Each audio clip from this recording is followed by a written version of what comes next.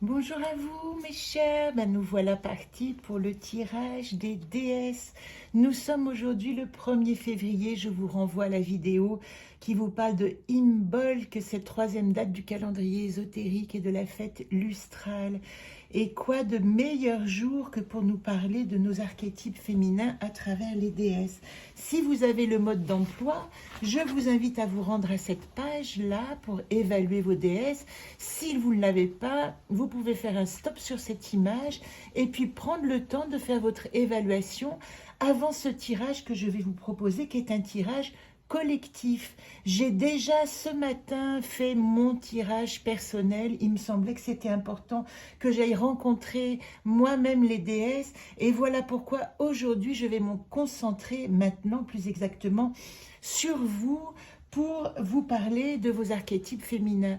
Donc, nous allons dans un premier temps tirer la coupe du jeu, moi dans le monde, du jeu Anacarte, et puis après, chaque carte consacrée à un archétype de déesse va trouver son archétype des anacates pour essayer de comprendre comment nous pouvons rentrer en relation avec elle. Je vous en parlerai plus longuement dans le Zoom, je crois que c'est du mois de mars. Pour le moment, je vous propose ce tirage qui va vous faire rencontrer vos archétypes, vos puissances féminines. Comment est-ce que vous pouvez rentrer en relation avec votre féminin? Alors, la coupe, je la mets en dessous parce qu'elle est sortie celle-là. Moi, Udurs, dans le monde d'Onate, il y a des secrets que je dois faire remonter dans la matière. Ce mois-ci, il vous est demandé d'aller puiser au fond de vous-même toutes les choses encore cachées pour les ramener à la surface et matérialiser un nouveau chemin. Voilà pour le moment le message des gardiennes. Alors, je vais tirer une première déesse. On va commencer par celle-là. Et nous commençons par Perséphone. Perséphone, c'est la déesse des profondeurs. Qu'est-ce que vous avez à dire à votre Perséphone? Je vais vous faire un gros plan ici sur l'évaluation de Perséphone, lucidité, ombres éclairées, doutes fertiles. Prenez un temps pour réfléchir et puis je vais vous donner la piste d'entrée de Perséphone. C'est Quest.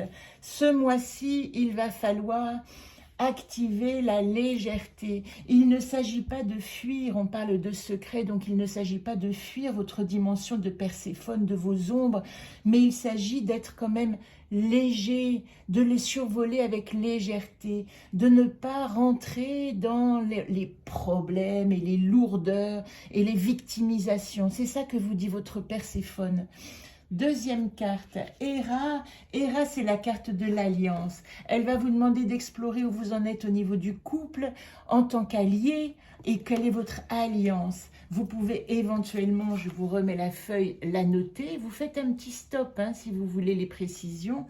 Et ici, Héra, nous allons la travailler avec le paysage intérieur. Donc, ici, avec qui faites-vous couple à l'intérieur de vous? C'est ce qui va compter encore plus que l'autre. Héra vous demande d'observer, en plus nous avons une Vénus qui rentre en poisson, donc qui est extrêmement sensible et sensibilisée, de quelle manière vous allez pouvoir faire alliance avec votre sensibilité ce mois-ci pour que votre Vénus puisse trouver son équilibre à l'intérieur de vous. Estia, Estia c'est la fervente. Estia, c'est votre rapport à votre foi. Et nous allons tout de suite évaluer Estia dans votre pratique, dans votre foi, dans vos illuminations. Vous pouvez éventuellement vous faire une note. Et moi, je vais vous donner l'archétype qui vous aide à rentrer en relation avec Estia. Garit, force et courage. Il vous est demandé ce mois-ci, dans cet archétype de la foi, de Estia, la Vestale et la gardienne du feu, d'avoir de la force et du courage, de faire face, d'affronter ce qui est sans perdre la foi. Un gladiateur victorieux, puisque Garit a comme symbole le glaïeul qui est la fleur du gladiateur, eh bien il est fort parce qu'il a une foi intérieure profonde en sa victoire. Et c'est cela qui vous est demandé ce mois-ci. Déméter, la mère. Déméter, elle va vous parler de la confiance, de l'amour de maman, de la tendresse. Je vous remets ici la carte de l'évaluation.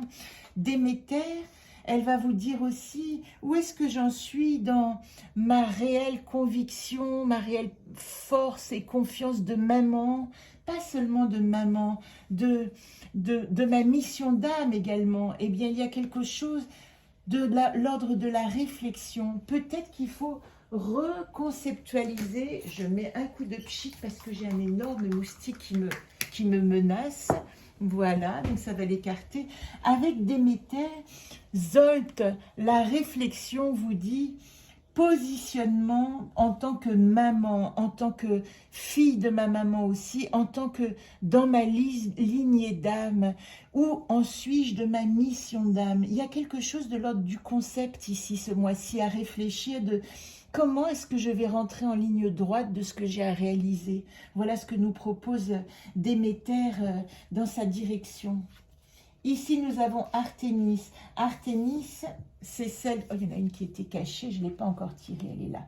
Artémis, c'est celle qui... C'est Diane, chasseresse. Quel est votre rapport avec la nature? Quel est votre rapport, votre solidité physique, votre autonomie? Voilà les 3 points que Artémis peut vous demander d'évaluer ici. Et si nous tirons une anacarte à Artémis... nous allons trouver l'enracinement, Tormo. Alors là, Artémis, elle va demander que pour évaluer notre solidité, ce mois-ci, nous avons à comprendre où est-ce que nous allons nous enraciner. Si nous devons mettre de l'approfondissement, il n'est pas dans Perséphone qui nous demande de la légèreté dans nos profondeurs, mais il est dans Artémis, la sauvageonne, qui dit... je dois m'enraciner dans mon paysage. Je dois apprendre à faire pousser mes racines depuis l'intérieur pour que ma direction soit puissante, pour que je ne me perde pas dans le monde. Après, nous avons Corée. Corée, c'est le pendant de Perséphone. C'est l'autre partie. Corée, c'est la jeune fille vierge. On pourrait même dire que c'est l'enfant intérieur. Elle est associée à Bosème avant que le dieu des enfers ne s'en empare et ne la fasse reine de son royaume. Alors Corée, la jeune fille vierge, eh bien, qu'est-ce qu'elle vous dit? C'est intéressant. Elle en est à l'âge de la rébellion. Elle dit...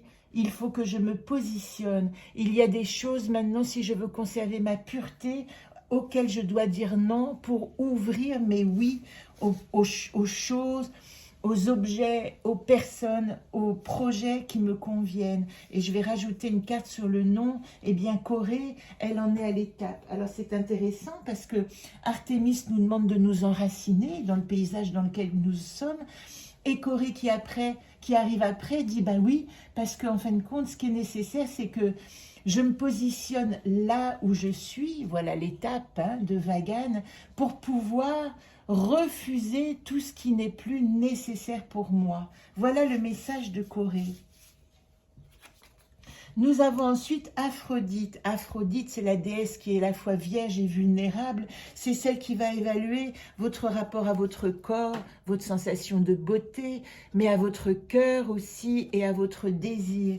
Donc prenez le temps de noter Aphrodite. Et Aphrodite, vous pouvez venir à elle dans votre relation avec l'homme. Alors vous voyez, nous avons Héra ici qui dit dans le couple, je me relie à ma profondeur, mon paysage intérieur, et Aphrodite qui est celle qui fait le lien, hein, la femme qui fait le lien avec l'homme, elle tire cette carte Jacquem qui est le yang au repos. Plus que jamais, il est nécessaire d'activer un yang pacifié. Il n'est pas question que cette Aphrodite parte à l'assaut de ses désirs, etc., mais plutôt qu'elle cherche ce qu'on appelle le hieros gamos. Comment est-ce que je peux réconcilier mes parts féminines et mes parts masculines à l'intérieur de moi? D'abord un couple intérieur et ensuite je peux réfléchir au couple extérieur. Cette carte, elle peut annoncer aussi, Aphrodite, une rencontre profonde avec son autre, avec l'homme si on est une femme, puisqu'elle parle aussi de possibilité d'aller rencontrer la dimension de l'autre. Et enfin, la dernière, c'est Athéna. Athéna, c'est celle qui vous demande de vous servir de votre tête. Athéna. Hein? Athéna, intelligence, efficacité. Athéna, elle est reliée à Zolt. Et vous voyez, c'est intéressant puisque Zolt est ici, hein, j'ai mis que la carte d'Athéna c'était Zolt, eh bien, il y a une réflexion de l'ordre de ma mission. Et il y a une réflexion de projet qui est de l'ordre de ma place dans ma lignée de femmes ce mois-ci. Et ici, elle demande l'accompagnement de l'invisible. Et l'accompagnement de l'invisible, Oulp, elle est reliée à Esta, la foi. Et vous voyez ici, je vous parlais de, avec Déméter, réfléchir à sa lignée de femmes et à sa mission. Eh bien, Athéna, qui est elle-même reliée à Zolt, la pensée, la réflexion, dit « N'oublie pas de réactiver la foi pour pouvoir concevoir ton nouveau chemin, ton nouveau projet. » Voilà le tirage de ce mois-ci, 10 minutes 43, c'est parfait. Je vous donne rendez-vous dans 2 jours pour cette magnifique pleine lune qui nous attend. Énormément d'informations. À très vite.